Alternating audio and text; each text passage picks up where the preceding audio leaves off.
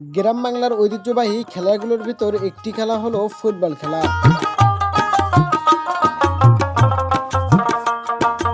যে খেলার কথা বললেই মনে পড়ে যায় হারানো দিনের কথা। প্রত্যেকটা ছেলে মানুষের সঙ্গে জড়িয়ে আছে শৈশবকালের এই ফুটবল খেলা। তাই বলা যেতে পারে এই ফুটবল খেলাটি একটি ভালোবাসা এবং আবেগের নাম। তাই আশেপাশে কিংবা নিজ গ্রামে যেখানেই খেলা হোক না কেন সেখানেই ছুটিয়ে চলি আমরা। যাই হোক, আজকে এই গ্রাম বাংলার ঐতিহ্যবাহী ফুটবল খেলাকে ধরে রাখতে আমরা আজকে চলে যাচ্ছি খেলার মাঠে।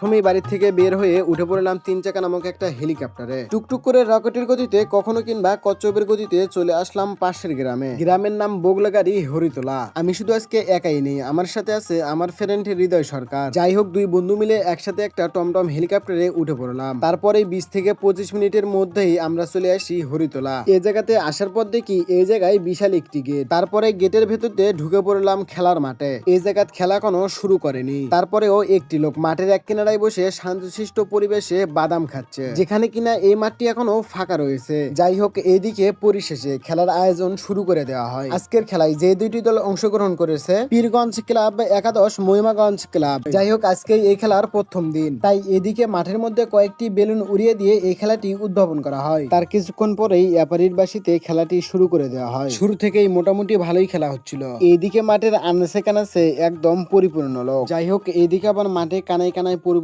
দর্শক থাকার কারণে কেউ বা উঠে পড়ে স্কুলের ছাদে। মাঝে মাঝেই দেখা যায় কোনো জায়গায় যদি টায়ারে খেলা কিংবা এই ফুটবল খেলা হয়, সেখানে আপনারা এমনও দর্শক দেখতে পারবেন যে যারা গাছের উপরে উঠে খেলাটি উপভোগ করে। আর এদিকে খেলা ভালো মতোই চলতেছিল। তবে এই গ্রাম সম্পর্কে কিছু না বললেই নয়, যেটা আমার একান্ত বা ব্যক্তিগতভাবেই ভালো লাগে, সেটি হলো প্রত্যেক বছরেই এই গ্রামের ছোট কিংবা বড় সবাই মিলে ফুটবল খেলার আয়োজন করে। যে যুগে এসে গ্রাম বাংলার ঐতিহ্যবাহী ফুটবল খেলা এখন হিরকিন্নাকেও খুঁজে পাওয়া যায় না, সে যুগে এসেও প্রত্যেক বছরে এই গ্রামে ফুটবল খেলার বিশাল আয়োজন করা হয়। যাই হোক, এইদিকে আবার খেলা চলতে চলতে হাফ এন আওয়ার টাইম শুরু হয়ে গেল। এর ফাঁকে আপনারাও কয়দা ভালো পরবর্তী খেলা কবে হবে। পরবর্তী খেলা শুরু করা হবে শনিবারে বিকাল 4টার দিকে। তো আপনারা কে কোথায় থেকে এই খেলা দেখার জন্য আসবেন তা না কমেন্টে কয়া যাবেন। কথা বলতে বলতে এইদিকে হাফ এন আওয়ার টাইম শেষ হয়ে যায়। তারপরে শুরু করে দেওয়া হয় দ্বিতীয় রাউন্ডের খেলা। দুই দল হাড্ডাহাড্ডি বেশ অনেকক্ষণ ধরে ভালোই খেলতেছিল, তারপরেও কোনো লাভ নেই। এক এক গোল হওয়ার কারণে খেলা চলে যায় প্লান্টিতে। আর তারপরে এক এক করে প্লান্টি মারা শুরু হয়ে যায়। আর প্লান্টিতে এসে জিতে যায় পীরগঞ্জ একাদশ টিম। আর তাতেই শুরু হয় ওদের আজকে ঈদের দিন। আর তার সাথে আপনি এখনো একটি ভিডিওতে রিয়েক্ট দিন,